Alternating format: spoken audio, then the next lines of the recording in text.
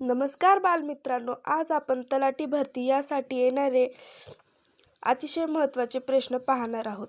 तर चला आपण सुरू करूत MCQला.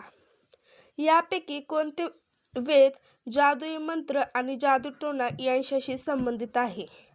सांगू शकता का तुम्ही?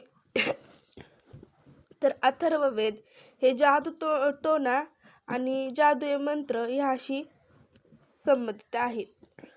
नंतरचे वैदिक युग म्हणजे संकलनाचे वय. तर वरील सर्व संहिता, ब्राह्मण, आरण्यके.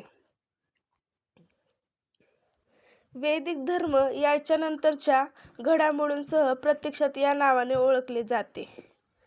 तर तुम्हाला माहीतच आहे, ब्राह्मणवाद. वैदिक धर्म आणि नंतरच्या वैदिक प्रत्यक्षात या नावाने ओळखले जाते तर ब्राह्मणवाद. वैदिक आर्य प्रथम त्या भागात स्थायिक झाले. हे तर सोपंच आहे, तुम्हाला माहीत असेल का? सप्तसिंधू. वैदिक लोक हे उत्तरेकडील खैबर खिंडीतून भारतात प्रवेश केलता. हेही IMP आहे, हे तुम्ही ध्यानात राहू द्यावे. यापैकी कोणत्या मध्ये प्रसिद्ध गायत्री मंत्र आहे? कोणत्या ह्याच्यामध्ये प्रसिद्ध गायत्री मंत्र आहे? तर ऋग्वेदामध्ये प्रसिद्ध गायत्री मंत्र आहे. प्रसिद्ध गायत्री मंत्राला संबोधित केले जाते. प्रसिद्ध गायत्री मंत्राला सविता म्हणजे गायत्री मंत्राला जे आपण वर्षासाठी संबोधले जाते. वैदिक धर्मातील दोन सर्वोच्च देव कोणते? वैदिक धर्मातील दोन सर्वोच्च देव कोणते? तर इंद्र आणि वरुण हे वैदिक धर्मातील सर्वोच्च देव आहे. वैदिक समाजाचे 4 वर्गात विभाजन स्पष्टपणे नमूद केले जाते. तर ऋग्वेदाचा पुरुषोत्ता सूक्त यामध्ये वैदिक धर्माचे 4 वर्गात विभाजन स्पष्टपणे केले जाते.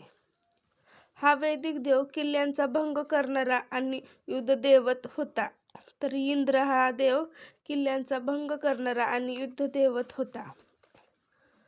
हरप्पन किंवा सिंधू व्हॅली संस्कृतीच्या युगात बहरली.